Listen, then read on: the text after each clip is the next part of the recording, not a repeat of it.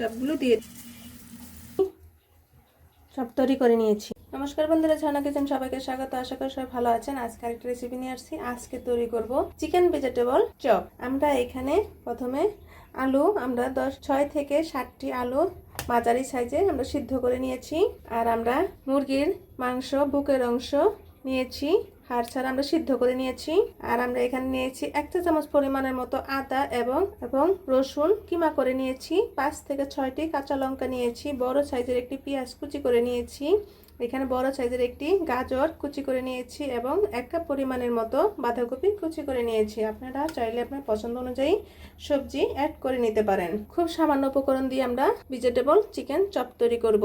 আমরা এখানে 1 চিমটে পরিমাণের মতো কালো গোলমরিচ গুঁড়ো আমরা শিলপাটায় করে নিয়েছি এবং আধা চা চামচ পরিমাণের চেয়ে কম করে জিরা ধনিয়ার গুঁড়ো, লঙ্কার গুঁড়ো, হলুদ গুঁড়ো এবং একটি মাত্র আমরা এলাচ নিয়েছি, শিলপাটায় থেতো করে নিয়েছি। আর আমরা এখানে নিয়েছি টোস্টের গুঁড়ো করে নিয়েছি, আমরা টোস্ট বিস্কিট গুঁড়ো করে নিয়েছি।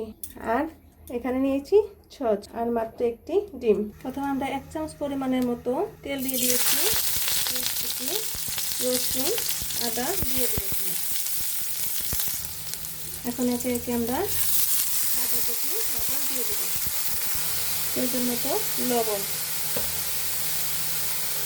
এবং মশলাগুলো এর মধ্যে দিয়ে দিব।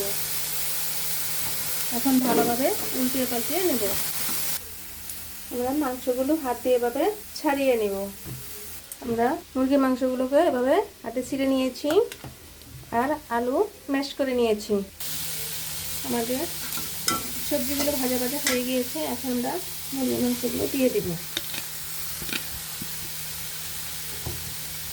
এবং ম্যাশ করে আলু দিয়ে দেব। এখন 1 চা চামচ পরিমাণের মতো আমরা এখানে সয়া সস দিয়ে দিব। এখন ভালোভাবে উল্টিয়ে পাল্টিয়ে নেব। তৈরি হয়ে গেছে। এখন আমরা 1 চামচ পরিমাণের মতো চাট মশলা দিয়ে দিব। ফুটি তৈরি হয়ে গেছে। এখন আমরা নামিয়ে নেব। আমরা এখানে একটি ডিম ভেঙে দিয়েছি এবং খুব সামান্য পরিমাণে একটু লবণ দিয়েছি। এখন ভালোভাবে ফেটিয়ে নিতে হবে।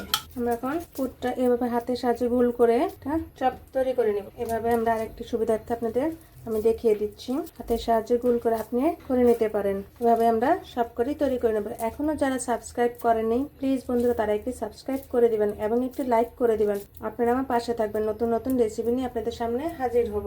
আমি সবকটি চপ তৈরি করে নিয়েছি। এখন ডিমের যে ব্যাটারটা আছে তার মধ্যে এভাবে চুবিয়ে টোস্টের গুঁড়ার সাথে মিশিয়ে দিতে হবে।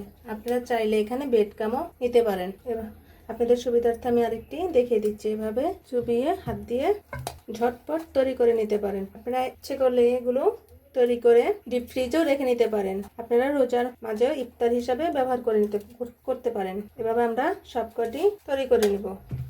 সবকটি সব তৈরি করে নিয়েছি। আপনারা চাইলে এখানে ডিপ ফ্রিজেও রেখে সংরক্ষণ করে রাখতে পারেন। 6 মাস পর্যন্ত ভালো থাকবে।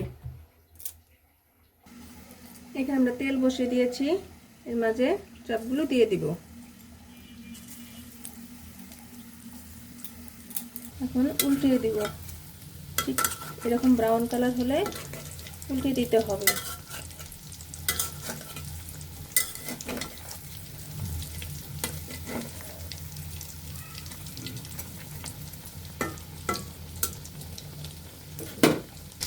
চপগুলো তৈরি হয়ে গিয়েছে। এখন আমরা নামিয়ে নেব।